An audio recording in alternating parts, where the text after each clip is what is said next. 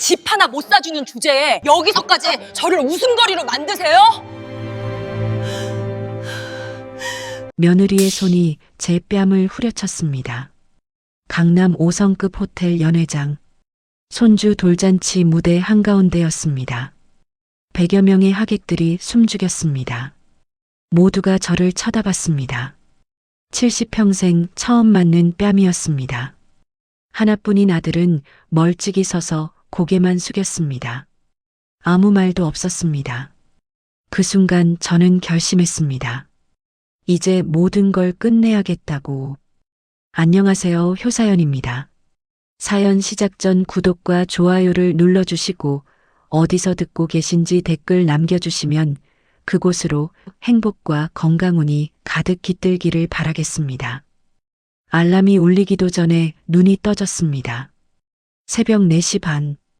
어둠 속에서 천장을 바라보다가 저는 천천히 몸을 일으켰습니다. 허리가 뻐근했지만 신음소리는 삼켰습니다. 이 집에서는 소리 내는 것조차 조심스러웠으니까요. 이 나이에 늦잠이 어딨어. 혼자 중얼거리며 작은 방을 나섰습니다. 복도는 칠흑 같았지만 불을 켤 생각은 하지 않았습니다. 며느리 예진이가 잠에서 깰까봐, 아들 지호가 눈을 뜰까봐, 손주 하윤이가 보챌까봐 손을 더듬어 벽을 짚으며 부엌으로 향했습니다. 이상하게도 저는 이 집 구조를 제 손바닥처럼 알고 있었습니다. 어디에 턱이 있고 어디서 복도가 꺾이는지 70이 넘도록 살아온 우리 집보다 더 익숙했습니다. 하지만 동시에 이곳은 제 집이 아니었습니다. 그 사실만큼은 한시도 잊은 적이 없었습니다. 부엌에 들어서자 냉장고에 붙은 노란색 메모지가 눈에 들어왔습니다. 예진이 글씨였습니다. 어머니, 저염식으로 부탁드려요. 그 밑에 또 다른 메모. 어머니, 간은 꼭 맛보고 하세요. 저는 피식 웃었습니다. 웃음이라기보다는 한숨에 가까운 소리였습니다. 메모를 떼어 구겨서 쓰레기통에 던졌다가 다시 꺼내 제자리에 붙였습니다. 괜히 티 내면 안 되니까요. 냉장고 문을 열었습니다. 가지런히 정리된 채소들, 비싼 유기농 고기들, 수입 과일들, 전부 예진이가 주문한 것들이었습니다. 저는 그저 이걸 꺼내서 요리할 뿐이었습니다. 오늘은 뭘 해야 하나? 된장국에 나물 몇 가지, 계란말이 정도면 되겠다 싶었습니다. 손주 돌잔치 준비로 며칠째 정신이 없었으니 오늘은 좀 간단하게 해도 괜찮을 겁니다. 도마 위에 물을 올려놓고 칼을 들었습니다. 칼날이 도마를 두드리는 소리가 새벽 공기를 가르며 울렸습니다. 똑똑똑. 리듬에 맞춰 무가 얇게 썰려나갔습니다. 70년을 살면서 가장 많이 한 일이 아마 이거였을 겁니다. 무 썰고, 파 썰고, 국 끓이고, 물을 올려놓고 끓기를 기다리는 동안 저는 거실 쪽을 바라봤습니다. 큰 창문 너머로 서서히 밝아오는 새벽 하늘이 보였습니다. 강남의 빌딩들이 하나, 둘씩 윤곽을 드러내기 시작했습니다. 이 집은 좋았습니다. 넓고 깨끗하고 전망도 좋았습니다. 예진이가 자랑하길 이 집값만 해도 20억이 넘는다고 했습니다. 저는 그 말을 들을 때마다 속으로 헛웃음을 지었습니다. 20억짜리 집에서 사는 사람이 정작 제 짐이라고는 작은 방 구석에 놓인 여행 가방 하나뿐이라니. 국물이 보글보글 끓기 시작했습니다. 된장을 풀고 두부를 넣고 파를 썰어 넣었습니다. 익숙한 냄새가 부엌을 가득 채웠습니다. 이 냄새만큼은 어느 집에서나 똑같았습니다. 어머니, 뒤에서 목소리가 들렸습니다. 깜짝 놀라 돌아보니 예진이가 서 있었습니다. 파자마 차림에 머리는 헝클어진 채였지만 표정만큼은 또렷했습니다. 깼니? 내가 소리냈나? 아니요, 저 원래 일찍 일어나요. 어머니는 왜 이렇게 일찍 일어나세요? 나이 먹으면 잠이 없어서 그래. 예진이는 냉장고로 다가가 생수를 꺼냈습니다. 한 모금 마시고는 제게 물었습니다. 오늘 반찬은 뭐 하세요? 된장국이랑 나물 좀 할까 하는데. 아, 오늘 손님 오신다고 했잖아요. 좀 더 제대로 차려주세요. 순간 가슴이 철렁했습니다. 손님이라니? 언제 그런 말을 들었나 기억을 더듬었지만 떠오르지 않았습니다. 그래, 그럼 뭘 더 해야 할까? 갈비찜이랑 잡채 정도요. 로펌 선배님이랑 배우자분이 오시거든요. 체면 좀 지켜주세요. 예진이는 그 말을 남기고 방으로 돌아갔습니다. 저는 그 뒷모습을 멍하니 바라보다가 다시 냄비를 향해 고개를 돌렸습니다. 체면을 지켜달라. 그 말이 귓가에서 맴돌았습니다. 제 체면이 아니라 며느리 체면 말이었겠죠. 저는 국을 저으며 문득 궁금했습니다. 언제까지 이렇게 살아야 할까? 언제까지 남의 집에서 남의 눈치를 보며 살아야 할까? 창밖으로 해가 떠올랐습니다. 새로운 하루가 시작되었습니다. 하지만 제게는 어제와 똑같은 하루일 뿐이었습니다. 아침 식사를 마치고 설거지를 하는데 휴대폰이 울렸습니다. 화면을 보니 친구 영자였습니다. 오랜만이었습니다. 여보세요? 필수나 나야. 오늘 시장 갈 건데 너도 나올 수 있어? 글쎄, 오늘 손님이 온다고 해서. 손님? 또 며느리 친구들이야? 영자의 목소리에는 알 수 없는 뉘앙스가 섞여 있었습니다. 저는 잠깐 망설이다가 대답했습니다. 응, 로펌 사람들인가 봐. 에이, 그럼 잠깐만이라도 나와. 11시쯤 시장 입구에서 보자. 금방 끝날 거야. 영자는 제 대답도 기다리지 않고 전화를 끊었습니다. 저는 휴대폰을 내려다보다가 예진이 방 쪽을 힐끗 쳐다봤습니다. 문은 굳게 닫혀 있었습니다. 잠깐만 다녀와도 되겠지. 저는 앞치마를 벗고 가방을 들었습니다. 현관문을 조용히 여는데 뒤에서 목소리가 들렸습니다. 어머니, 어디 가세요? 예진이었습니다. 저는 돌아서며 애써 웃었습니다. 아, 시장 좀 다녀올까 해서. 갈비찜 하려면 재료 사야 되잖니. 그럼 빨리 다녀오세요. 손님은 6시에 오시니까. 예진이는 그 말만 하고 다시 방으로 들어갔습니다. 저는 한숨을 쉬며 문을 나섰습니다. 시장은 사람들로 북적였습니다.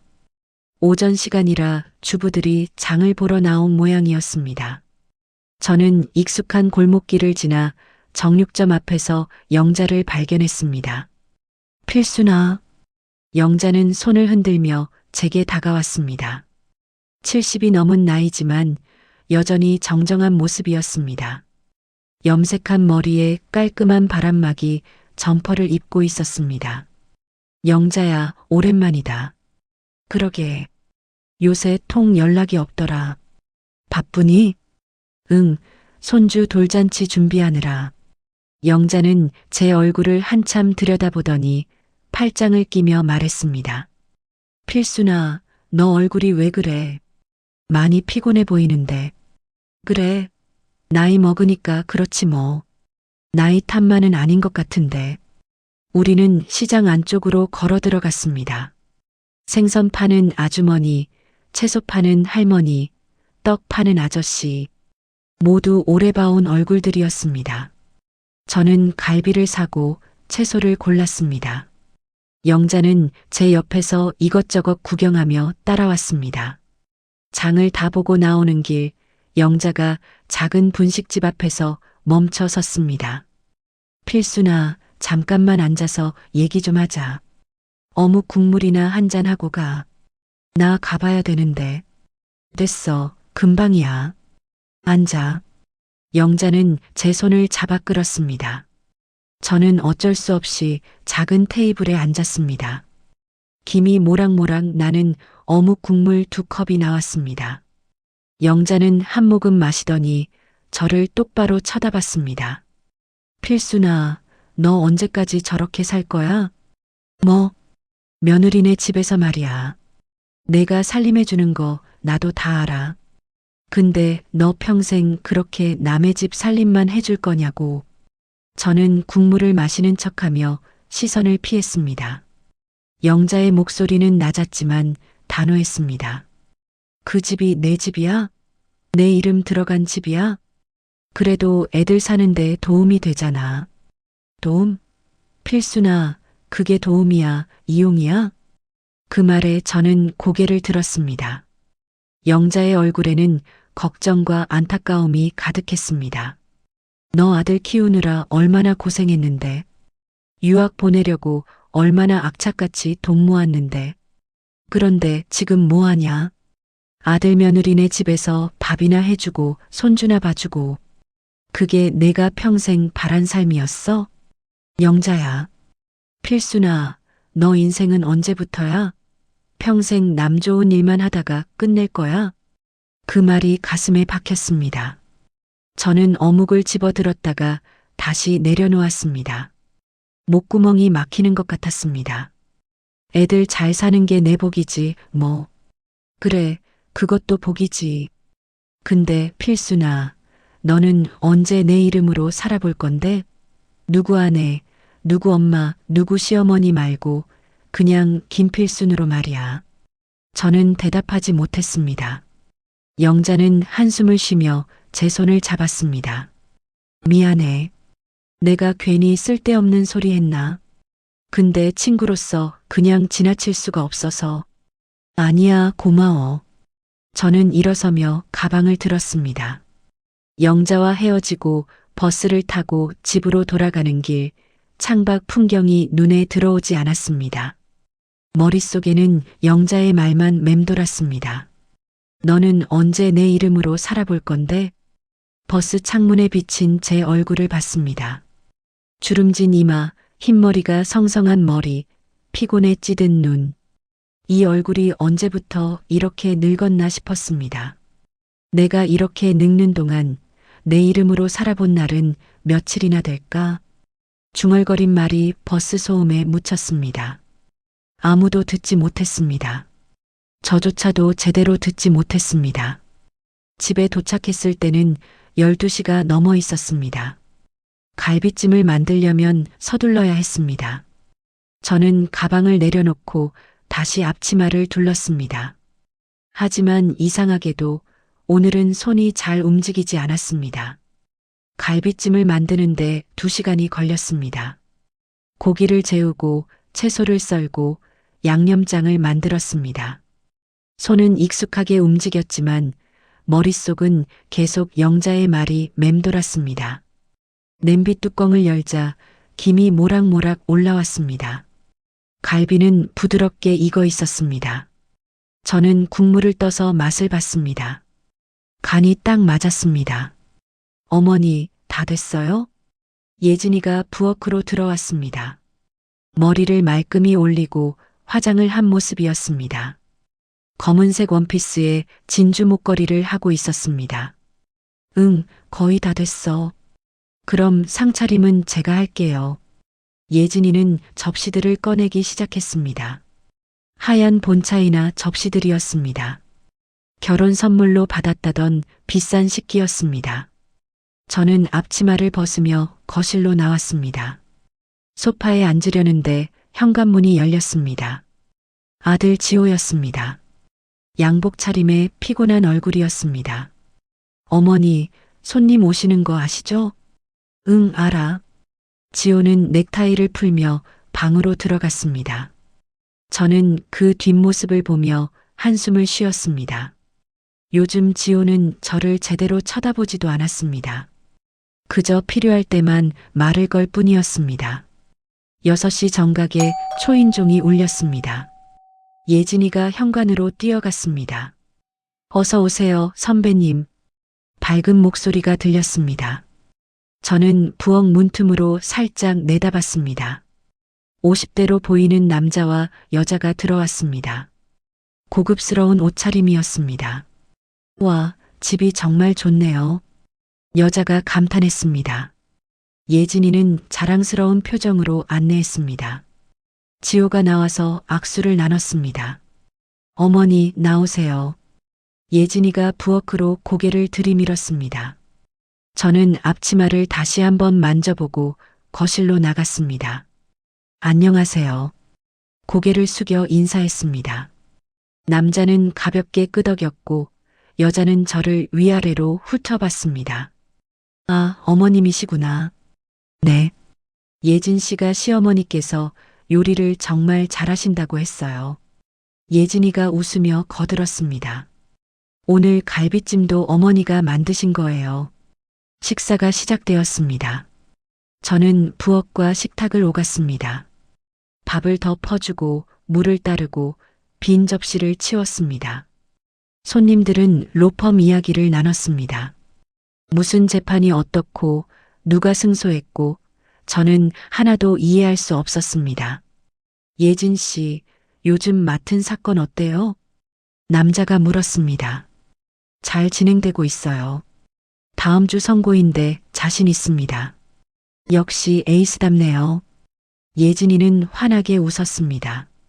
지호도 뿌듯한 얼굴이었습니다. 저는 부엌으로 들어가 설거지를 시작했습니다. 한참 뒤 손님들이 돌아갔습니다. 현관문이 닫히자 예진이가 말했습니다. 어머니 수고하셨어요. 잘 먹고 갔니? 네, 선배님이 맛있다고 하셨어요. 예진이는 방으로 들어갔습니다. 지호도 따라 들어갔습니다. 저는 마지막 설거지를 끝내고 제 방으로 갔습니다. 작은 방이었습니다.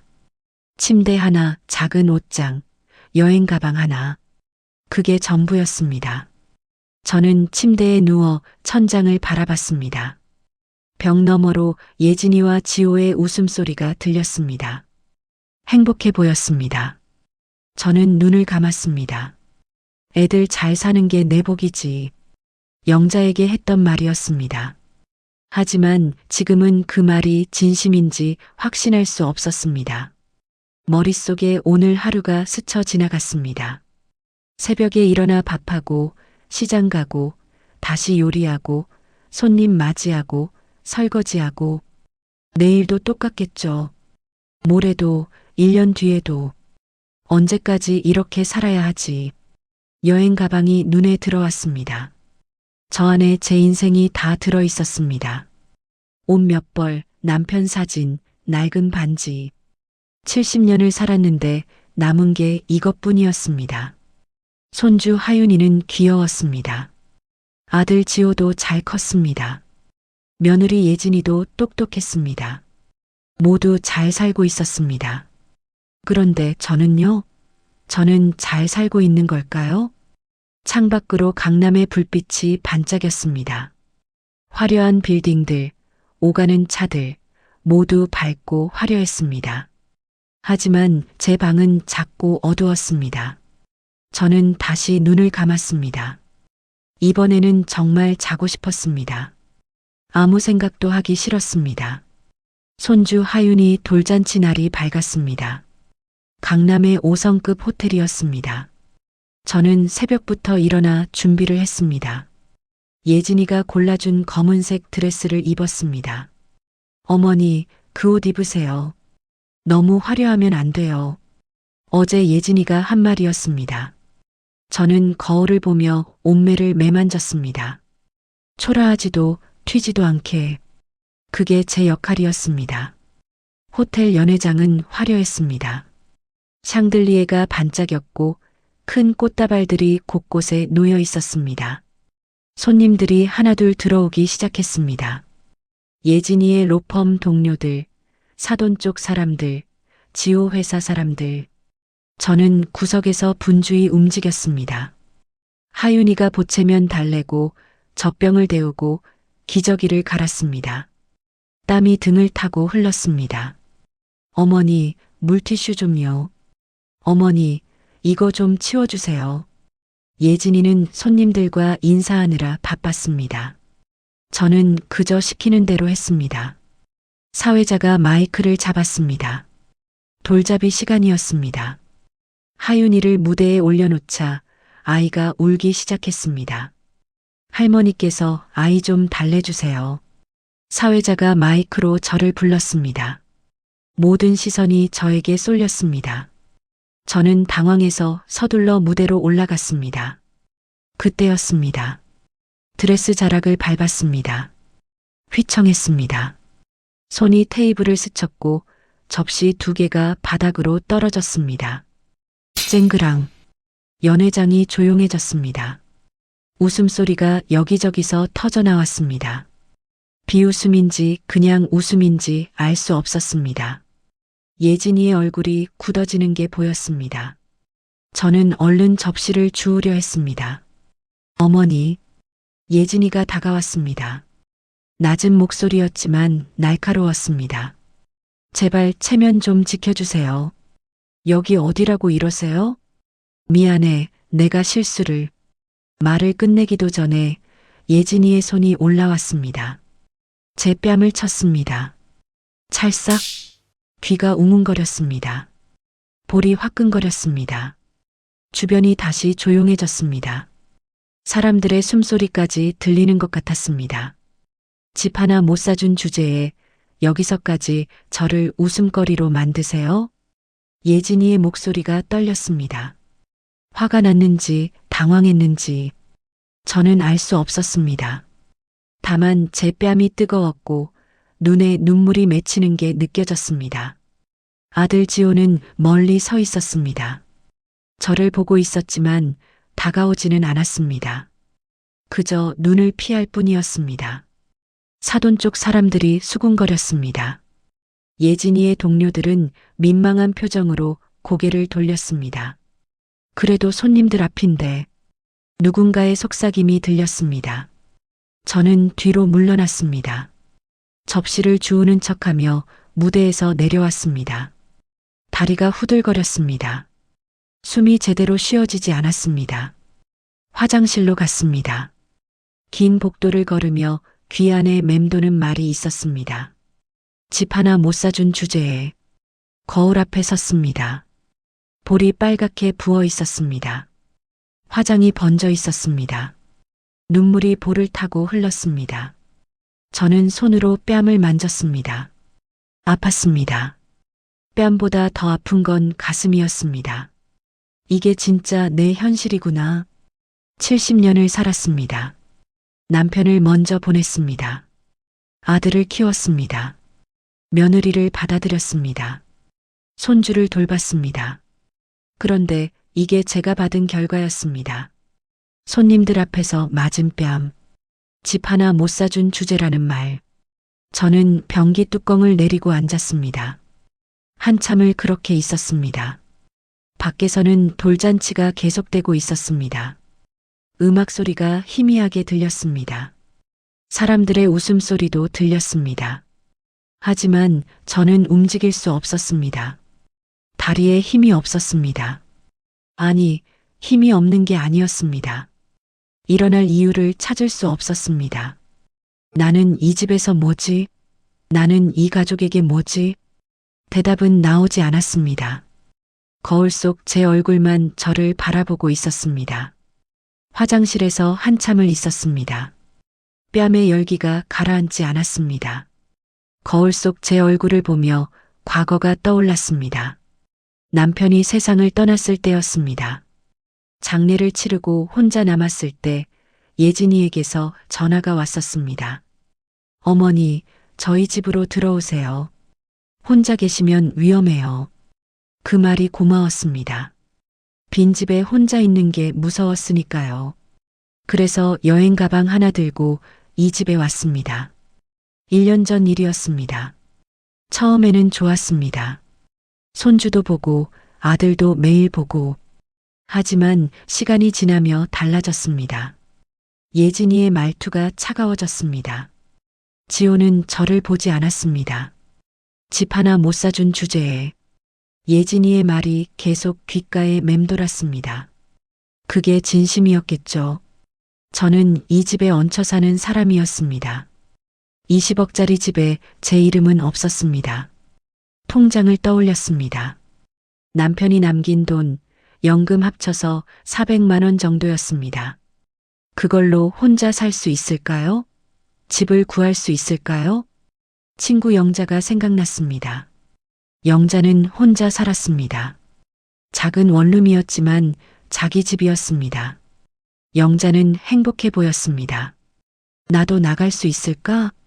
두려웠습니다.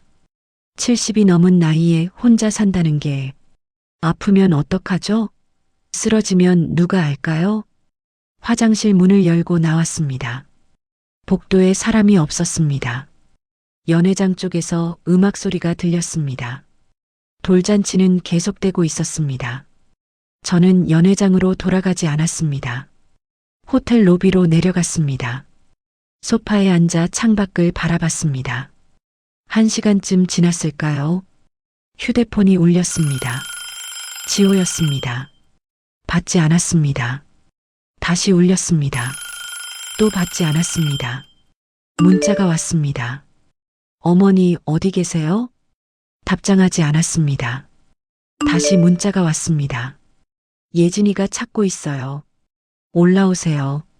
저는 휴대폰을 가방에 넣었습니다. 그리고 밖으로 나갔습니다. 호텔 앞 도로에는 차들이 지나다녔습니다. 사람들이 바쁘게 걸어갔습니다. 저도 걷기 시작했습니다. 어디로 가는지 몰랐습니다.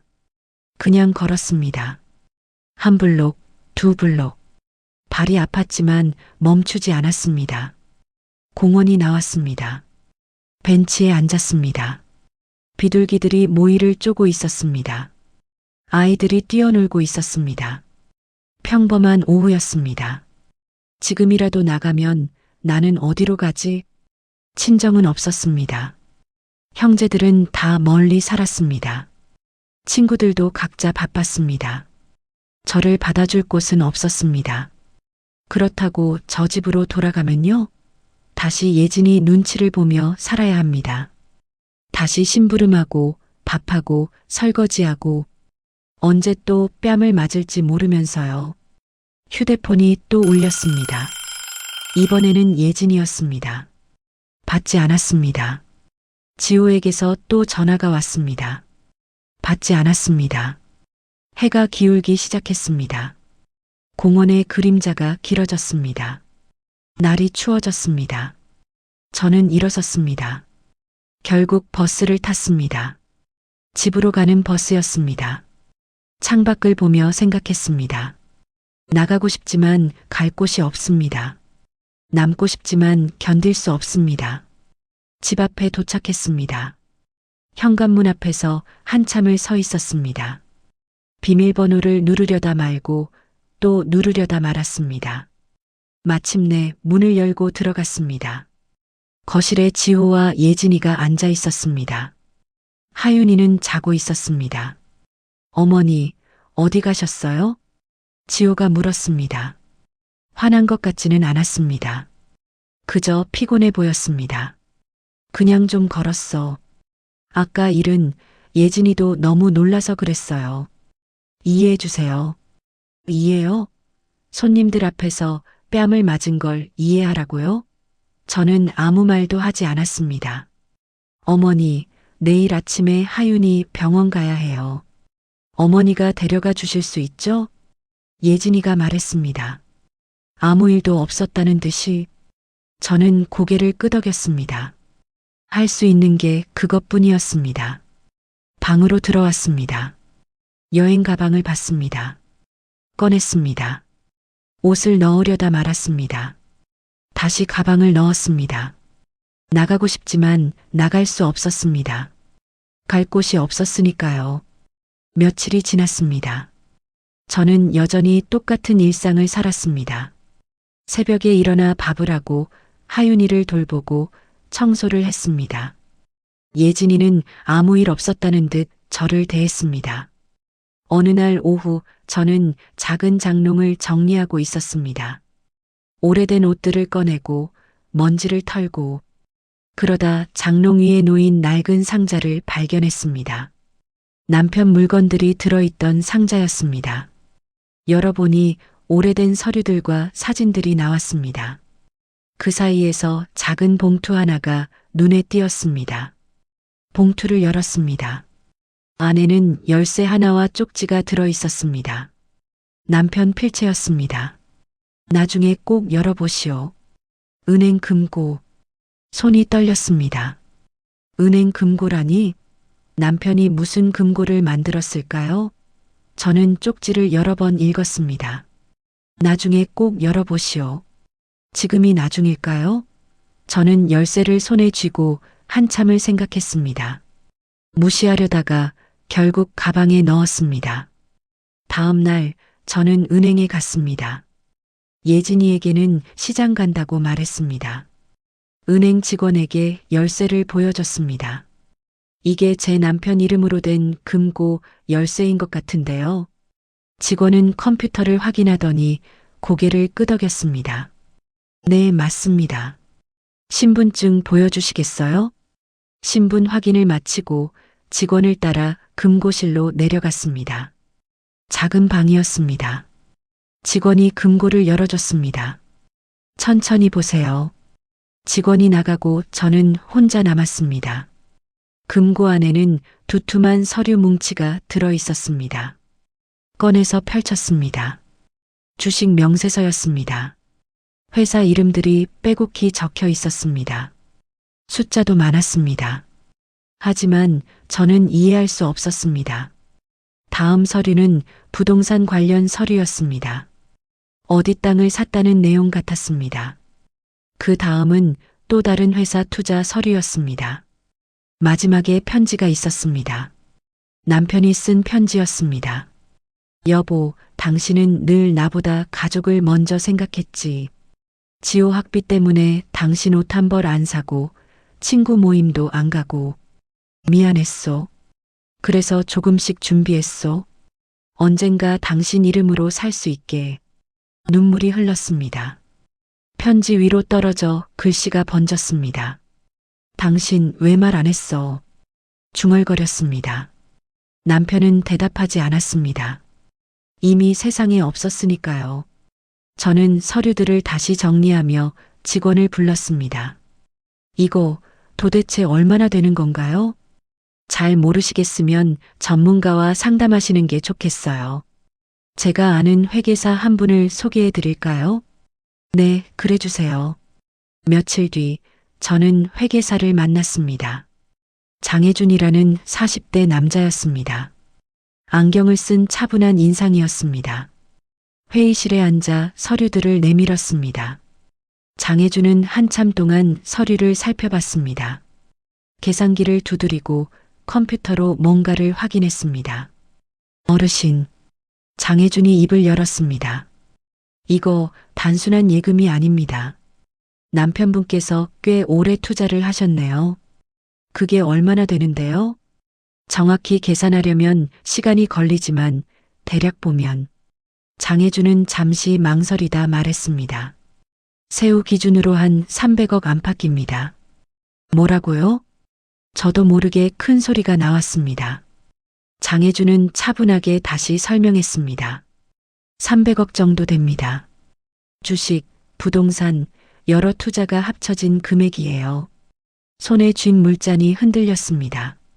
물이 흘러 테이블에 쏟아졌습니다. 장혜준이 휴지를 건넸습니다. 괜찮으세요? 저희 집은 늘 가난했는데요. 겉으로는 그러셨을 수 있죠. 하지만 남편분은 계속 준비하고 계셨던 것 같습니다. 귀에서 소리가 멀어지는 것 같았습니다. 숨이 제대로 쉬어지지 않았습니다. 300억이라니. 저는 평생 그런 돈을 본 적도 없었습니다. 어르신, 이 돈은 전부 어르신 명의입니다. 법적으로 온전히 어르신 재산이에요. 제 돈이요? 네, 어르신 돈입니다. 저는 의자 등받이에 기댔습니다. 머리가 멍했습니다. 70년을 살면서 제 이름으로 된 돈이 400만 원이 전부라고 생각했습니다. 그런데 300억이라니. 저는 아무 말도 할 수 없었습니다. 그저 남편이 남긴 편지가 떠올랐습니다.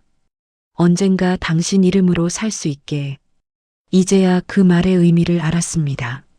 장혜준과 다시 만났습니다. 카페였습니다.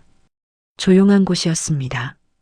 저는 커피를 앞에 놓고 앉아 있었습니다. 어르신, 지난번에 놀라셨죠? 장혜준이 웃으며 물었습니다. 저는 고개를 끄덕였습니다. 아직도 믿기지가 않아요. 천천히 받아들이시면 됩니다. 급하게 결정하실 필요 없어요. 장혜준은 서류 몇 장을 꺼냈습니다. 이번에는 쉽게 설명해 준 자료였습니다. 어르신, 이 돈을 어떻게 쓰실지는 전적으로 어르신이 정하셔야 합니다. 제가요? 저 같은 늙은이가요? 나이는 상관없어요. 이건 어르신 돈이니까요. 저는 커피를 한 모금 마셨습니다. 뜨거웠지만 삼켰습니다. 장혜준은 계속 말했습니다. 일부는 안전한 곳에 투자하시고 일부는 현금으로 가지고 계시면 좋겠어요. 그리고 무엇보다 장혜준이 저를 똑바로 봤습니다. 어르신만의 집을 마련하시는 게 좋겠습니다. 집이요? 네, 어르신 이름으로 된 집이요. 그 말에 가슴이 쿵했습니다. 제 이름으로 된 집, 평생 한 번도 가져본 적 없는 것이었습니다. 근데 이 돈, 애들한테 말해야 하지 않을까요? 장혜준은 고개를 저었습니다. 지금 당장은 아니에요. 어르신이 준비가 되셨을 때 말씀하세요. 이건 법적으로 어르신 재산입니다. 누구 허락도 필요 없어요. 그래도 어르신 실례지만 여쭤봐도 될까요? 지금 사시는 집 편하세요? 저는 대답하지 못했습니다. 장혜준은 더 묻지 않았습니다. 제 침묵이 답이었으니까요. 그날 이후 장혜준과 자주 만났습니다. 일주일에 한 번씩 카페에서 만나 이야기를 나눴습니다. 장혜준은 어려운 경제 용어를 쉽게 설명해 줬습니다. 어르신, 주식이 뭔지 아세요? 글쎄, 회사 돈 같은 거 아닌가? 비슷해요. 회사의 일부를 사는 거예요. 그렇게 하나씩 배워갔습니다. 처음에는 머리가 아팠습니다. 하지만 계속 듣다 보니 조금씩 이해가 됐습니다. 어르신, 배우는 속도가 빠르세요. 그래요? 난 늙어서 머리가 안 돌아가는 줄 알았는데 나이는 숫자일 뿐이에요. 장혜준의 말이 위로가 됐습니다. 처음으로 저를 무시하지 않는 사람을 만난 것 같았습니다. 며느리처럼 반말하지 않고 아들처럼 대충 듣지 않았습니다. 제 말을 끝까지 들어줬습니다. 어느 날 장혜준이 물었습니다. 어르신, 어디에 살고 싶으세요? 글쎄요, 생각해 본 적이 없어서. 천천히 생각해 보세요. 조용한 곳이 좋으세요? 아니면 사람 많은 곳이 좋으세요? 저는 창밖을 봤습니다. 사람들이 지나다녔습니다. 모두 바빠 보였습니다. 조용한 곳이 좋겠어요. 근데 너무 외진 곳은 무섭고 병원이랑 시장이 가까운 곳이요. 좋아요. 그럼 그런 곳을 찾아봐요. 집으로 돌아오는 길, 저는 처음으로 부동산 앱을 깔았습니다. 장혜준이 알려준 대로 했습니다. 화면에 집들이 나왔습니다. 가격표를 보니 어지러웠습니다. 이렇게 비싼데 내가 살 수 있을까? 하지만 이제는 달랐습니다. 저도 돈이 있었으니까요. 제 이름으로 된 돈이요. 며칠 뒤 예진이가 말했습니다. 어머니, 요즘 자주 나가시네요. 어디 가세요? 그냥 친구들 만나. 아, 그러세요. 예진이는 더 묻지 않았습니다. 관심이 없는 것 같았습니다. 저는 그게 다행이었습니다. 밤에 혼자 방에 앉아 있었습니다. 휴대폰으로 집들을 보고 있었습니다. 작은 아파트, 햇살 드는 거실, 깨끗한 부엌. 상상만으로도 가슴이 뛰었습니다. 저기서 나는 뭘 할까? 아침에 늦게 일어나기, 커피 천천히 마시기, 드라마 보다 웃기, 누구 눈치 안 보기. 평범한 것들이었지만 제게는 꿈 같은 일들이었습니다. 여행 가방을 봤습니다. 저 가방을 들고 새 집으로 갈 수 있을까요? 정말로 그럴 수 있을까요? 이제는 나를 위해 살아도 되지 않을까? 그렇게 생각했습니다. 70년을 남을 위해 살았습니다. 이제 남은 시간은 저를 위해 써도 괜찮지 않을까요? 장혜준의 말이 떠올랐습니다. 어르신, 이건 어르신 인생이에요. 어르신이 선택하시면 돼요. 맞았습니다. 제 인생이었습니다.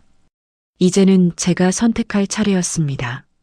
저는 휴대폰을 내려놓고 눈을 감았습니다. 처음으로 미래가 기대됐습니다. 장혜준과 함께 집을 보러 다니기 시작했습니다. 첫 번째 집은 강남에서 조금 떨어진 곳이었습니다. 25평 아파트였습니다. 여기는 어때요, 어르신? 부동산 중개인이 물었습니다. 저는 거실을 천천히 둘러봤습니다. 창문이 컸습니다. 햇살이 쏟아져 들어왔습니다. 밝네요. 네, 남향이라 햇빛이 잘 들어와요. 부엌으로 갔습니다. 작았지만 깨끗했습니다. 싱크대 앞에 서서 창밖을 봤습니다. 아파트 단지가 보였습니다. 아이들이 놀이터에서 놀고 있었습니다. 근처에 병원이랑 시장은 어떻게 돼요? 걸어서 10분이면 병원 있고 시장은 5분 거리예요. 마음에 들었습니다.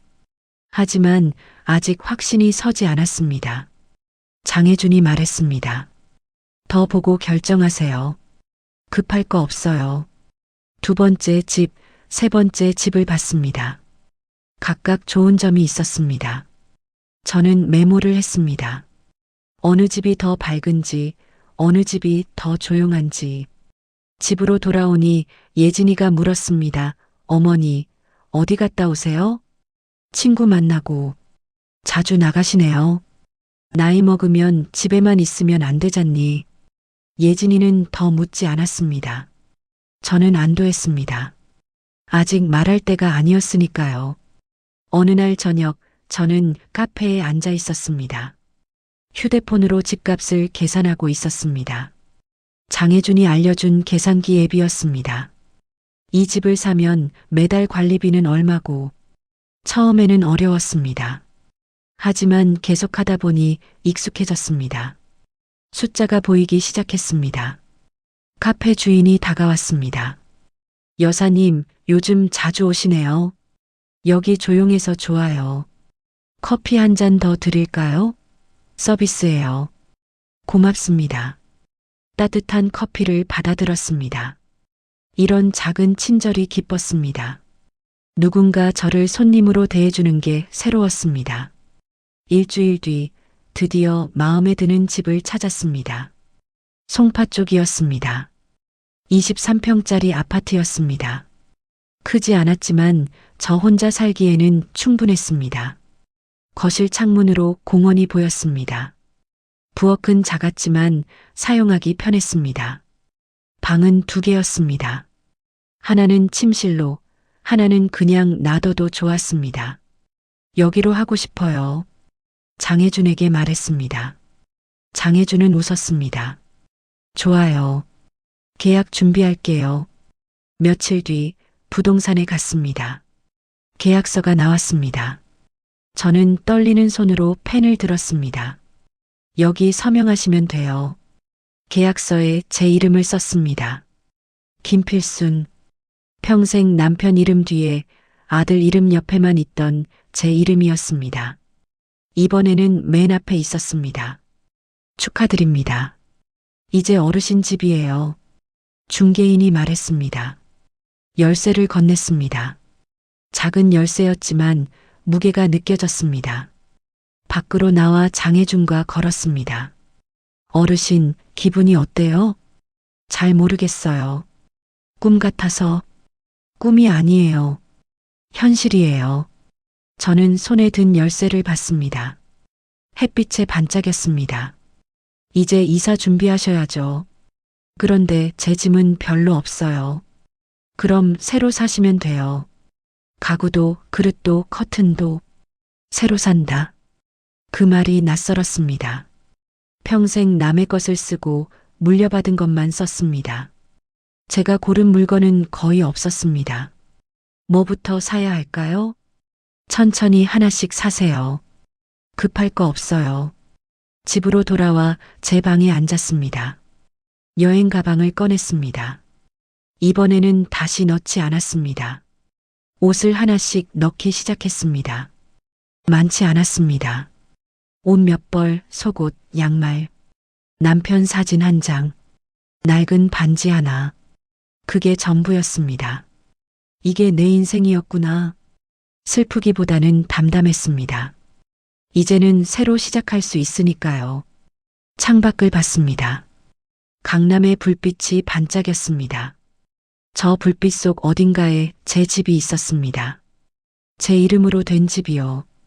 미소가 지어졌습니다. 언제 지은 미소인지 모르겠지만 오랜만이었습니다. 조금만 기다려. 곧 갈게. 중얼거렸습니다. 아무도 듣지 못했지만 저는 들었습니다. 그것만으로 충분했습니다. 이사 날짜를 정했습니다. 다음 주 화요일이었습니다. 이사 짐이라고 해봐야 여행 가방 한 개와 상자 하나뿐이었습니다. 예진이에게 말해야 했습니다. 더 이상 미룰 수 없었습니다. 어느 날 저녁 지호와 예진이가 거실에 앉아 있을 때 입을 열었습니다. 얘들아, 할 말이 있어. 두 사람이 저를 봤습니다. 예진이가 먼저 물었습니다. 뭔데요, 어머니? 나 이사 갈 거야.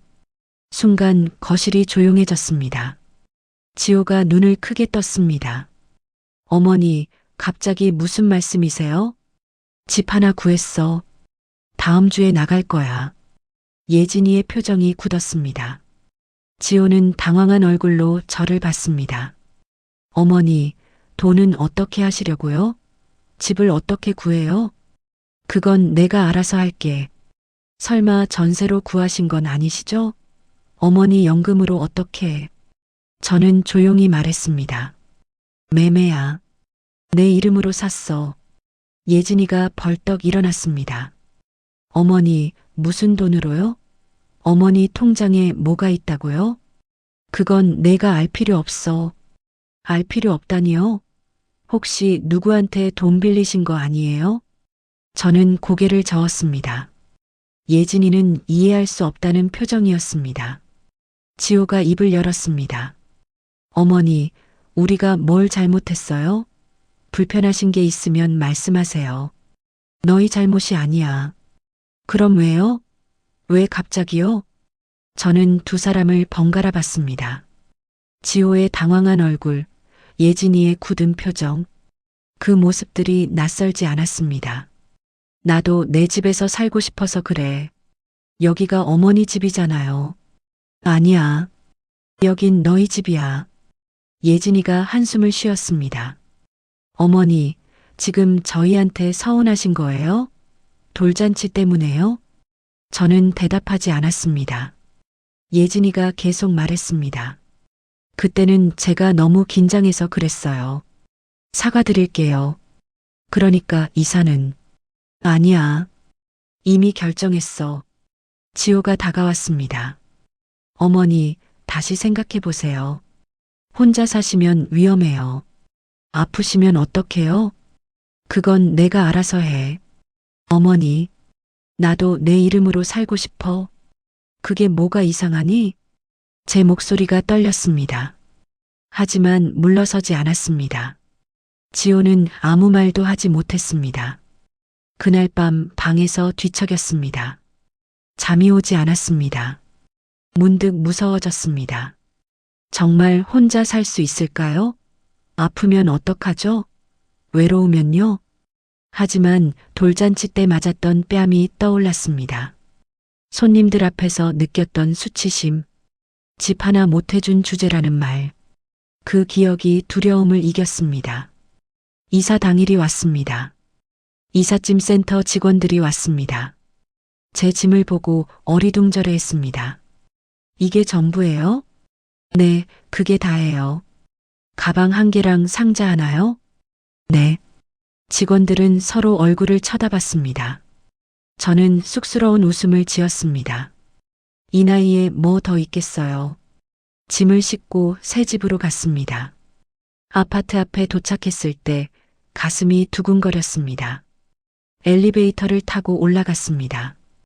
현관문 앞에 섰습니다. 열쇠를 꺼내 문을 열었습니다. 텅 빈 거실이 나타났습니다. 햇빛이 창문으로 쏟아져 들어왔습니다. 여기 놓을까요? 직원이 물었습니다. 저는 고개를 끄덕였습니다. 짐을 내려놓고 직원들은 갔습니다. 혼자 남았습니다. 거실 한가운데 앉았습니다. 바닥이 차가웠습니다. 주변이 조용했습니다. 아무 소리도 나지 않았습니다. 여긴 아무도 나를 쫓아낼 수 없다. 그 생각에 눈물이 났습니다. 참았던 눈물이 한꺼번에 쏟아졌습니다. 울음소리가 거실에 울렸습니다. 아무도 듣지 않았습니다. 들을 사람도 없었습니다. 한참을 울고 나서 얼굴을 닦았습니다. 일어나서 집안을 천천히 걸었습니다. 거실, 부엌, 방, 화장실 하나하나 손으로 만져봤습니다. 부엌에 섰습니다. 창문을 열었습니다. 바람이 들어왔습니다. 공원이 보였습니다. 아이들이 놀고 있었습니다. 여기서 나는 뭘 하며 살까? 아침에 늦게 일어나기, 커피 천천히 마시기, 아무도 눈치 보지 않기, 평범한 것들이었습니다. 하지만 제게는 처음이었습니다. 방으로 갔습니다. 여행 가방을 열었습니다. 옷을 꺼내 옷장에 걸었습니다. 많지 않았지만 제 옷이었습니다. 남편 사진을 꺼냈습니다. 침대 옆 작은 선반에 놓았습니다. 여보, 나 해냈어. 우리 집 생겼어. 중얼거렸습니다. 남편은 대답하지 않았습니다. 하지만 웃고 있는 것 같았습니다. 저녁이 되었습니다. 배가 고팠습니다. 하지만 집에 아무것도 없었습니다. 냉장고도 비어 있었습니다. 밖으로 나갔습니다. 근처 편의점에 갔습니다. 컵라면과 김밥을 샀습니다. 집으로 돌아와 뜨거운 물을 부었습니다. 거실 바닥에 앉아 라면을 먹었습니다. 맛있었습니다. 아무도 간이 세다고 하지 않았습니다. 아무도 제 먹는 모습을 보지 않았습니다. 이게 자유구나. 그렇게 생각했습니다. 처음으로 자유를 느꼈습니다. 70년 만에요. 밤이 되었습니다. 침대에 누웠습니다. 낯선 천장이었습니다. 낯선 소리들이었습니다. 하지만 무섭지 않았습니다. 여기는 내 집이야. 그렇게 중얼거리며 눈을 감았습니다. 처음으로 편안한 잠이 왔습니다. 새 집에서의 일상이 시작됐습니다. 아침에 늦게 일어났습니다. 8시였습니다. 예전 같으면 이미 밥을 다 해놨을 시간이었습니다. 커피를 내렸습니다. 처음 사본 커피포트였습니다. 사용법을 익히느라 한참 걸렸습니다. 커피 향이 집안에 퍼졌습니다. 거실 창가에 앉아 커피를 마셨습니다. 공원이 보였습니다. 산책하는 사람들이 보였습니다. 평화로웠습니다. 며칠이 지났습니다. 지호에게서 전화가 왔습니다. 어머니, 괜찮으세요? 응, 잘 지내. 혼자 불편하진 않으세요? 아니야, 괜찮아. 하윤이가 할머니 찾아요. 그 말에 가슴이 아팠습니다. 하지만 말하지 않았습니다. 그래, 나중에 보자. 전화를 끊었습니다. 마음이 복잡했습니다. 어느 날 저녁 TV를 보고 있었습니다. 뉴스 속보가 떴습니다. 유명 대형 로펌, 재개발 비리 연루 의혹. 귀를 기울였습니다. 화면에 낯익은 로펌 이름이 나왔습니다. 예진이가 다니는 곳이었습니다. 며칠 뒤 또 뉴스가 나왔습니다. 이번에는 건설사였습니다. 사돈집 회사였습니다. 비건설, 입찰 담합 의혹으로 검찰 수사. 화면에 안사돈이 나왔습니다. 초췌한 모습이었습니다. 기자들에게 둘러싸여 있었습니다. 저희 남편은 억울합니다. 떨리는 목소리였습니다. 저는 리모컨을 꽉 쥐었습니다. 다음 날 또 기사가 났습니다. 예진이 이름이 나왔습니다.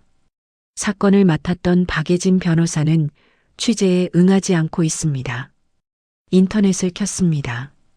기사 댓글들을 봤습니다. 돈으로 밀어붙이는 변호사들, 재벌 편만 들어주네. 악플들이 쏟아지고 있었습니다. 저는 화면을 끄고 싶었습니다. 하지만 계속 봤습니다. 지호에게서 전화가 왔습니다. 어머니, 목소리가 떨렸습니다. 어머니, 저희 많이 힘들어요. 뉴스 봤어. 집도 압류될 것 같아요. 예진이도 징계받을 것 같고. 그래. 어머니, 도와주실 수 있으세요? 침묵이 흘렀습니다. 저는 창밖을 봤습니다. 지금은 힘들겠구나. 어머니, 제발. 지호야, 나도 생각 좀 해봐야겠다. 어머니, 전화를 끊었습니다. 손이 떨렸습니다. 예진이에게서 문자가 왔습니다. 어머니, 연락 좀 받아주세요. 받지 않았습니다. 다시 문자가 왔습니다. 어머니, 저희 정말 힘들어요. 휴대폰을 내려놓았습니다. 며칠 뒤 안사돈에게서 전화가 왔습니다. 받았습니다. 어르신, 울먹이는 목소리였습니다. 저희 남편이 구속될지도 몰라요. 보석금이라도 마련해야 하는데. 그래요. 혹시 어르신 도와주실 수 있으세요? 글쎄요. 제발요, 어르신. 저는 한숨을 쉬었습니다. 생각해 볼게요. 전화를 끊고 소파에 앉았습니다. 머리가 복잡했습니다.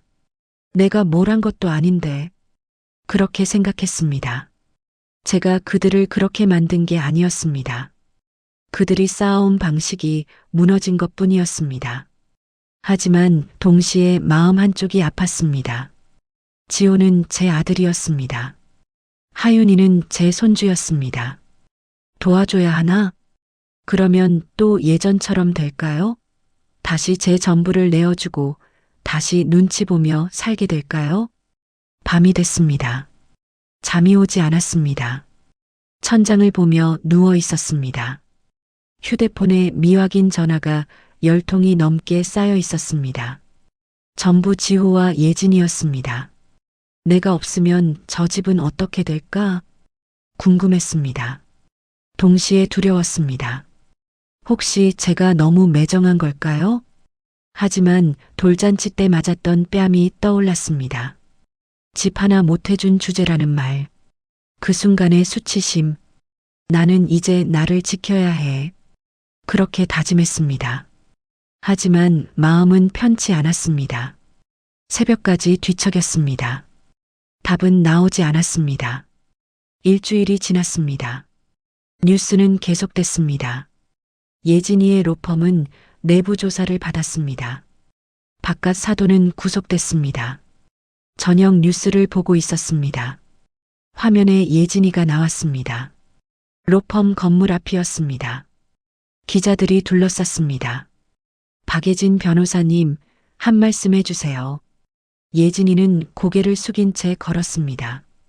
화장기 없는 얼굴이었습니다. 머리는 헝클어져 있었습니다. 예전의 당당한 모습은 없었습니다. 저는 리모컨을 쥔 손에 힘이 들어갔습니다. 가슴이 아팠습니다. 휴대폰이 울렸습니다. 지호였습니다. 이번에는 받았습니다. 여보세요. 어머니. 지호의 목소리가 갈라져 있었습니다.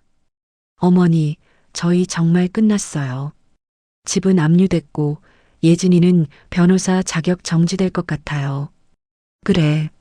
어머니, 저희 어떻게 살아요?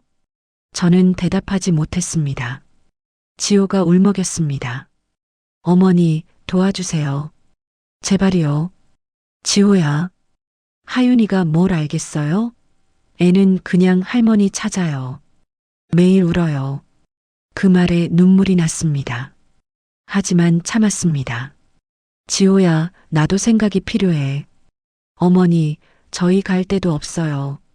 제발 좀 도와주세요. 전화를 끊었습니다.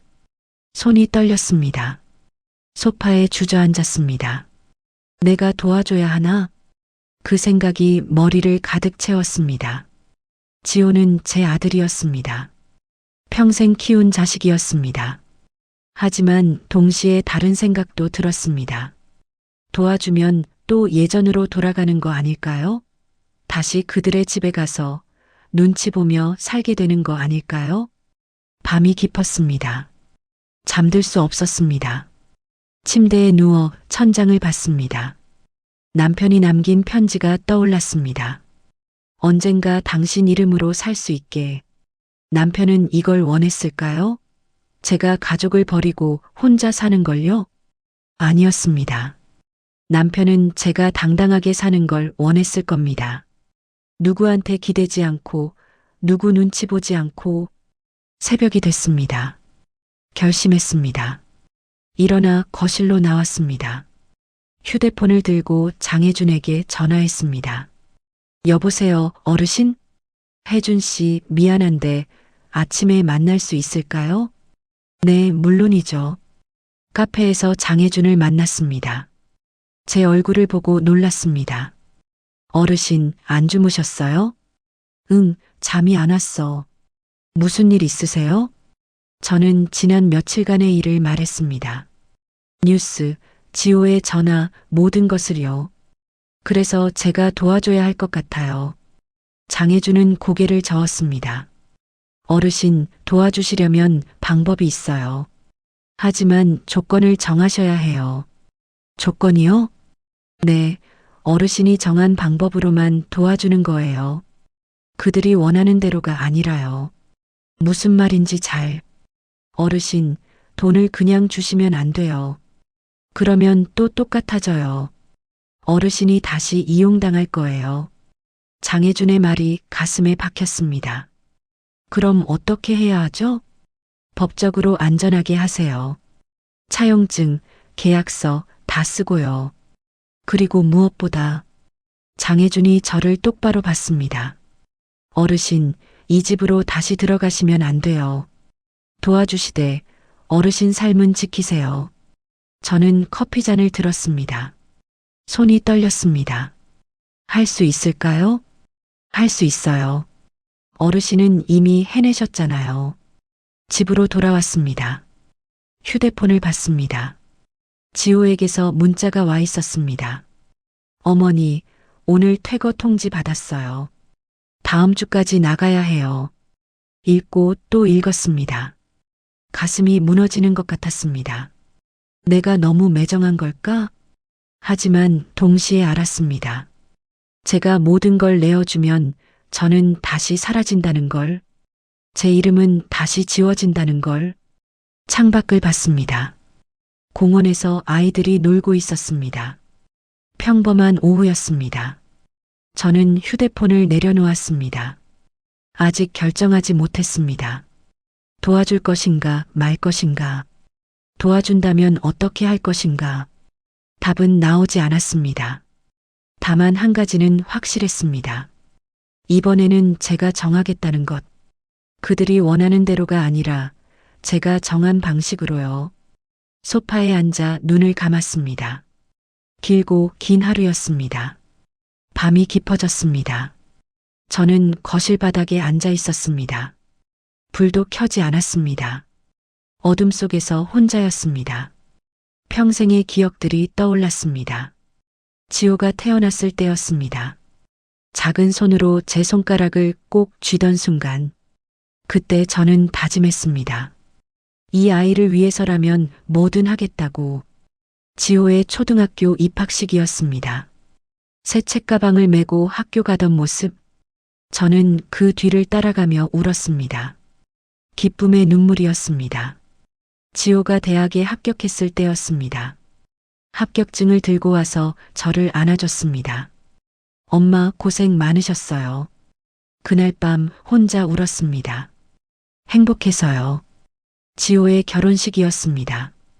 턱시도를 입은 아들을 보며 뿌듯했습니다.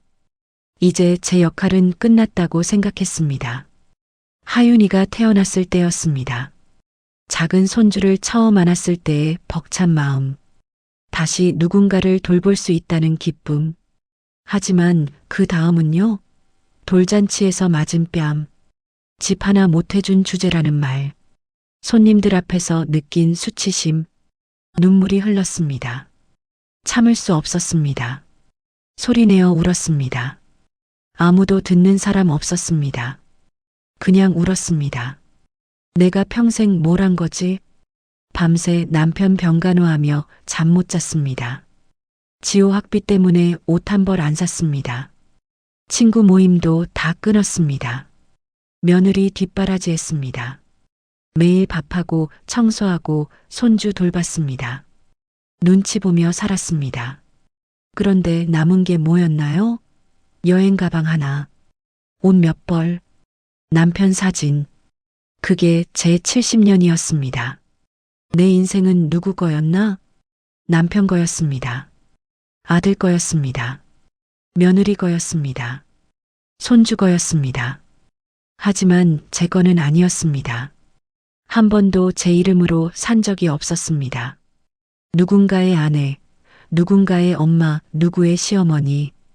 그게 제 정체성이었습니다. 김필순이라는 이름은 어디 갔을까요? 언제 사라진 걸까요? 눈물이 멈추지 않았습니다. 가슴이 찢어지는 것 같았습니다. 70년이 억울했습니다. 아니, 억울한 게 아니었습니다. 그냥 슬펐습니다. 이제라도 내 걸 찾으면 나는 나쁜 사람일까? 지호는 갈 데가 없다고 했습니다. 하윤이는 할머니를 찾는다고 했습니다. 그 말들이 가슴을 찔렀습니다. 하지만 저는요, 저도 할 말이 있었습니다. 저도 평생 누군가를 찾았습니다. 나 자신을요. 창밖을 봤습니다. 달이 떠 있었습니다. 조용한 밤이었습니다. 내가 또 돌아가면 나는 또 사라져. 그 생각이 확실했습니다. 제가 모든 걸 내어주고 그들에게 돌아가면 김필수는 다시 없어질 겁니다. 다시 누군가의 뒷바라지만 하는 사람이 될 겁니다. 손주 하윤이 얼굴이 떠올랐습니다. 웃는 얼굴, 저를 부르는 목소리, 마음이 아팠습니다. 미안해, 하윤아. 중얼거렸습니다. 할머니도 살고 싶어? 할머니 이름으로. 눈물이 마르지 않았습니다. 목이 쉬도록 울었습니다. 새벽이 됐습니다. 동쪽 하늘이 밝아오기 시작했습니다. 저는 눈물을 닦았습니다. 화장실에 가서 얼굴을 씻었습니다. 거울을 봤습니다. 눈이 퉁퉁 부어 있었습니다. 주름진 얼굴이었습니다. 하지만 그 얼굴이 제 얼굴이었습니다. 김필순, 너는 내가 정해. 거울 속 제게 말했습니다. 이번에는 내가 선택해. 남이 아니라 내가. 거실로 돌아왔습니다. 소파에 앉았습니다. 조금 가벼워진 것 같았습니다. 울고 나니 정리가 됐습니다. 저는 도와줄 겁니다. 하지만 제 방식대로요. 그들이 원하는 대로가 아니라 제가 정한 방식으로요. 그리고 무엇보다 이 집은 지키겠습니다. 제 이름으로 산 이 집만큼은요. 해가 떴습니다. 새로운 날이 시작됐습니다. 저는 휴대폰을 들었습니다. 지호에게 문자를 보냈습니다. 내일 만나자. 얘기할 게 있어. 답장이 바로 왔습니다. 네, 어머니. 감사합니다. 저는 휴대폰을 내려놓았습니다. 이제 준비할 시간이었습니다.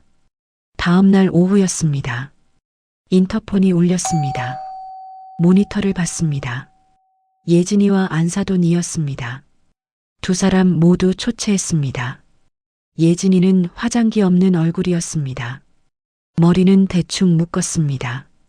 안사돈은 허름한 점퍼를 입고 있었습니다. 명품 가방은 없었습니다. 문을 열었습니다. 두 사람이 들어왔습니다. 저는 거실을 가리켰습니다. 앉아라. 하지만 두 사람은 앉지 않았습니다. 그냥 서 있었습니다. 그러더니 천천히 무릎을 꿇었습니다. 어머니, 예진이가 먼저 말했습니다. 목소리가 떨렸습니다. 잘못했어요. 그때 호텔에서 한 짓 정말 죄송합니다.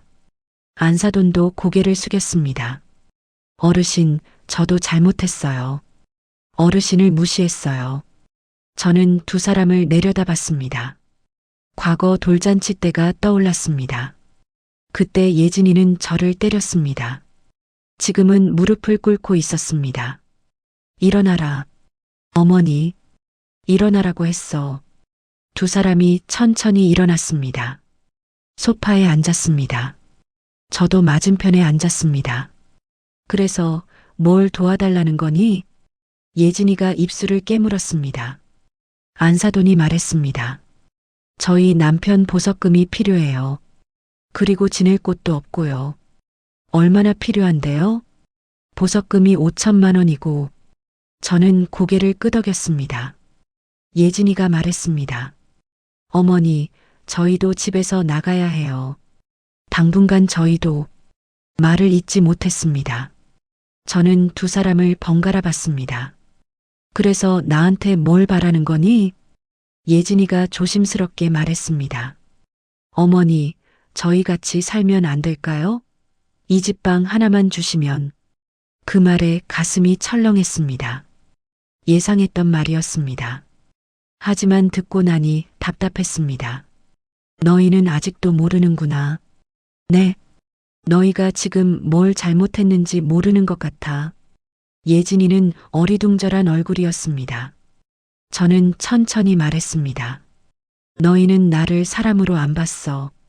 그냥 일하는 기계로 봤지. 어머니, 그게 아니라. 아니긴 뭐가 아니니 손님들 앞에서 내 뺨을 때렸잖니. 집 하나 못 사준 주제라고 했잖니. 예진이가 고개를 숙였습니다. 그건 제가 너무 긴장해서. 긴장하면 사람을 때려도 되니? 예진이는 대답하지 못했습니다. 저는 계속 말했습니다. 나도 도와주고 싶어. 근데 내 방식대로 할 거야. 어머니 방식이요? 응. 너희가 원하는 대로가 아니라 내가 정한 방식으로. 안사돈이 물었습니다. 그게 무슨 말씀이세요? 보석금은 빌려줄게. 근데 차용증 쓰고 이자도 받을 거야. 법적으로 제대로 할 거야. 두 사람이 놀란 표정을 지었습니다. 그리고 너희는 이 집에 못 들어와. 여긴 내 집이야. 그럼 저희는 어디서? 그건 너희가 알아서 해. 내가 다 해결해 줄 순 없어. 예진이의 눈에 눈물이 고였습니다. 어머니, 저희 정말 갈 데가 없어요. 있을 거야. 찾아봐. 어머니, 저는 단호하게 말했습니다. 예진아, 나는 이제 너희 식모가 아니야. 너희를 사랑하지만 나 자신도 지켜야 해. 어머니, 그럼 저희랑 같이 사는 건 안 되는 거예요? 안 돼. 내가 너희한테 돌아가면 나는 또 사라져. 그건 못해. 예진이가 울기 시작했습니다. 안사돈도 눈물을 닦았습니다. 저는 일어났습니다. 부엌으로 가서 물 2잔을 가져왔습니다. 두 사람 앞에 놓았습니다. 마셔. 두 사람은 물을 마셨습니다. 저는 다시 앉았습니다. 나는 너희를 미워하지 않아. 근데 나도 나를 지켜야 해. 이해해줘. 예진이가 고개를 들었습니다. 눈물 자국이 얼굴에 있었습니다. 어머니, 그럼 정말 도와주시는 거예요? 응, 도와줄게. 근데 내 방식대로. 감사합니다. 고맙긴. 이건 빌려주는 거야. 나중에 갚아야 해. 두 사람이 고개를 끄덕였습니다. 저는 휴대폰을 꺼냈습니다. 내일 장혜준 씨 만나서 서류 작성하자. 제대로 할 거야. 네, 어머니. 두 사람이 일어났습니다. 현관으로 향했습니다.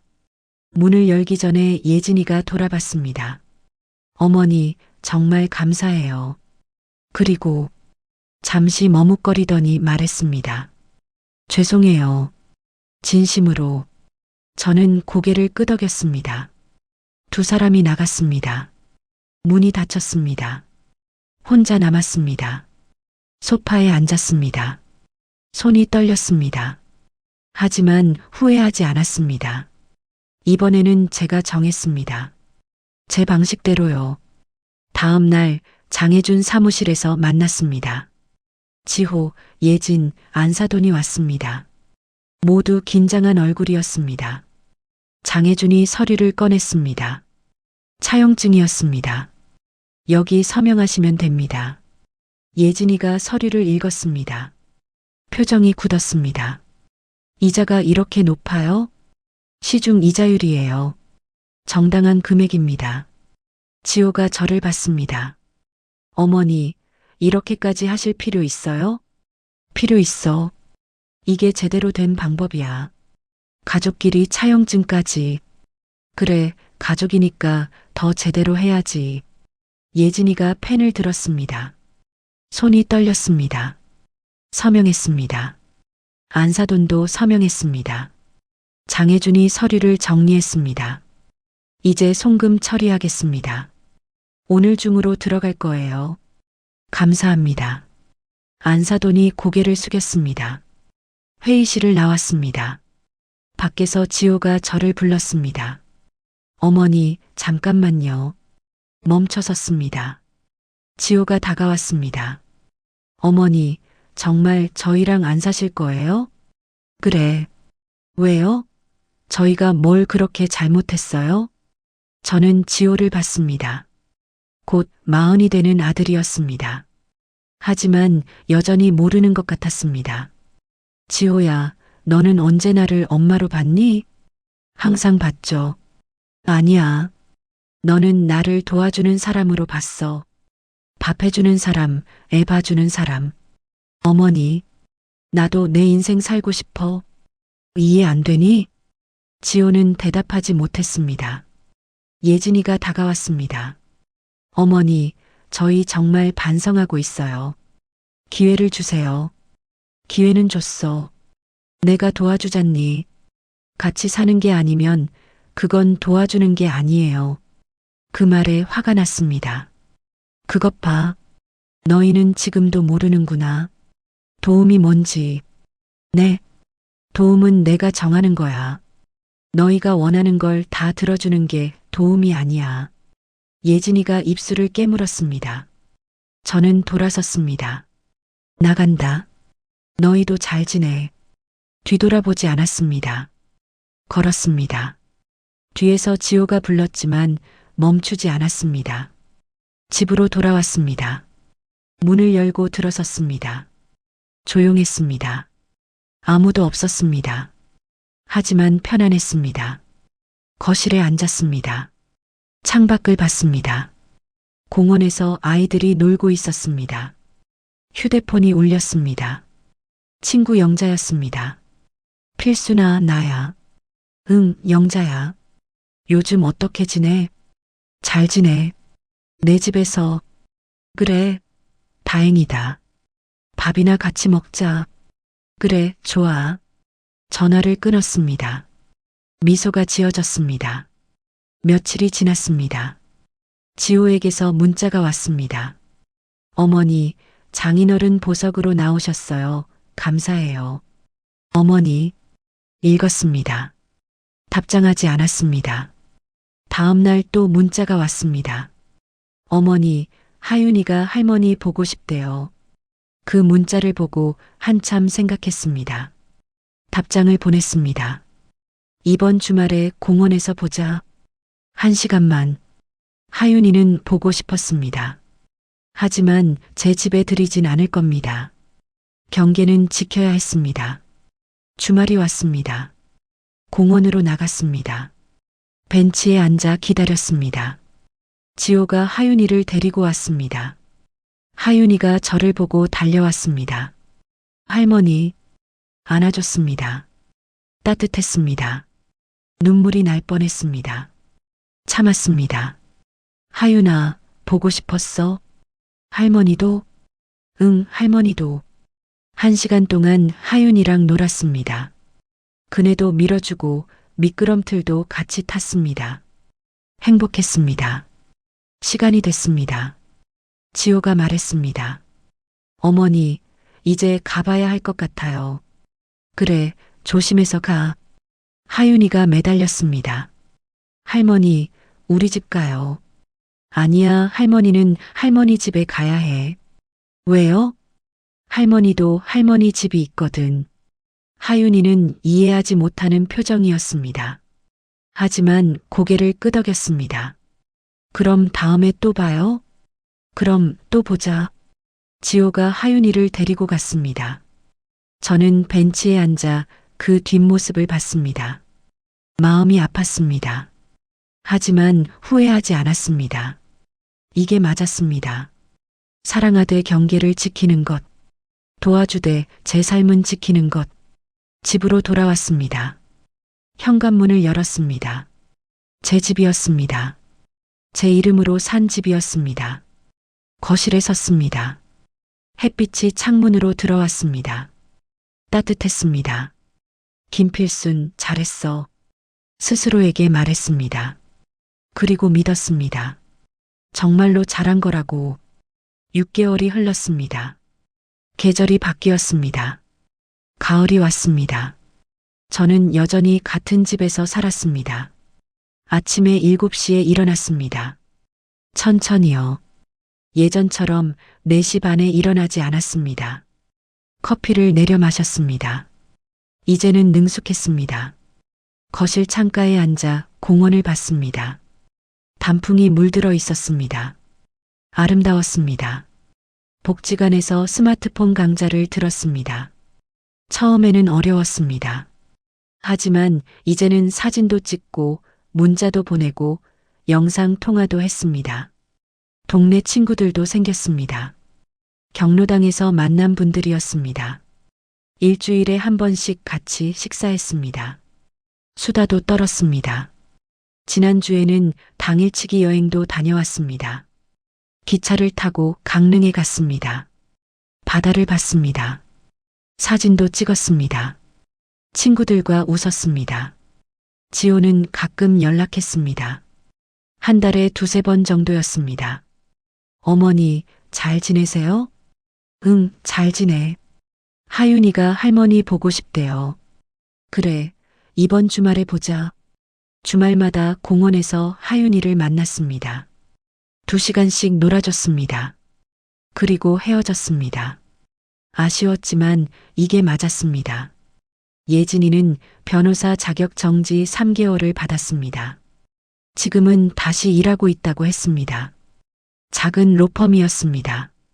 예전만큼 화려하지는 않았지만 그래도 일할 수 있다는 게 다행이었습니다. 안사돈이 가끔 안부 전화를 했습니다. 어르신 덕분에 남편이 나왔어요. 감사합니다. 다행이네요. 돈은 꼭 갚을게요. 천천히 하세요. 차용증대로 매달 이자가 들어왔습니다. 적은 돈이었지만 제대로 된 방식이었습니다. 어느 날 오후 거실에 앉아 있었습니다. 햇살이 따뜻했습니다. 손등에 주름이 보였습니다. 흰머리도 많아졌습니다. 늙었습니다. 하지만 행복했습니다. 이상했습니다. 예전에는 가족과 함께 살 때도 행복하지 않았는데 지금은 혼자인데 행복했습니다. 이게 자유구나. 그렇게 생각했습니다. 누구 눈치 보지 않는 것. 아침에 늦게 일어나도 되는 것. 라면을 먹어도 뭐라고 하는 사람 없는 것. 이게 자유였습니다. 남편 사진을 봤습니다. 침대 옆 선반에 놓여 있었습니다. 여보, 나 잘 살고 있어. 당신이 준비해준 덕분에. 중얼거렸습니다. 남편은 웃고 있었습니다. 책상 서랍을 열었습니다. 그 안에 낡은 수첩이 있었습니다. 펼쳤습니다. 제가 쓴 글이 있었습니다. 나는 누구인가? 누군가의 아내, 누군가의 엄마, 누군가의 시어머니. 몇 달 전에 쓴 글이었습니다. 펜을 들었습니다. 그 밑에 덧붙여 썼습니다. 그리고 김필순. 미소가 지어졌습니다.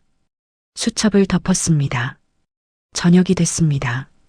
부엌에서 된장찌개를 끓였습니다. 간을 맞췄습니다. 제 입맛대로요. 누가 뭐라고 하지 않았습니다. 밥을 먹으며 TV를 봤습니다. 드라마였습니다. 재미있어서 소리내어 웃었습니다. 아무도 시끄럽다고 하지 않았습니다. 설거지를 하고 베란다로 나갔습니다. 난간에 기대서서 야경을 봤습니다. 강남 쪽 빌딩들이 반짝였습니다. 화려했습니다. 예전에 살던 그 집도 저 어딘가에 있겠죠. 지호와 예진이와 하윤이가 살고 있을 겁니다. 저 없이도 살아가고 있을 겁니다. 처음엔 불안했습니다. 제가 없으면 그 집이 무너질 거라고 생각했습니다. 하지만 아니었습니다. 그들은 살아갔습니다. 저 없이도요. 그리고 저도 살아갔습니다. 그들 없이도요. 혹시 나처럼 평생을 가족만 위해 살다가 정작 내 인생을 잃어버린 분들이 있다면 그렇게 생각했습니다. 이제는 조금쯤 나를 위해 살아도 괜찮다고 말해주고 싶어요. 말했습니다. 아무도 듣지 않았습니다. 하지만 괜찮았습니다. 방으로 들어갔습니다. 침대에 누웠습니다. 천장을 봤습니다. 제 집 천장이었습니다. 눈을 감았습니다. 내일이 기대됐습니다. 어떤 하루가 될지 몰랐지만 그게 좋았습니다. 제 이름으로 사는 인생, 70년 만에 시작된 진짜 제 인생, 편안한 잠이 왔습니다. 오늘의 이야기, 마음에 잘 담으셨나요? 혹시 여러분도 비슷한 시간을 겪고 계시다면 기억하세요. 여러분은 존중받아야 하고 행복할 자격이 있는 분들입니다. 오늘 이야기가 위로가 되셨다면 구독과 좋아요, 알림 설정도 부탁드립니다. 그리고 오늘 사연의 주인공 김필수님께 따뜻한 응원의 한마디 댓글로 남겨주세요. 당신의 그 한 줄이 누군가에게 큰 힘이 됩니다. 오늘도 함께 해주셔서 고맙습니다. 여러분의 행복을 늘 응원하는 효사연이었습니다.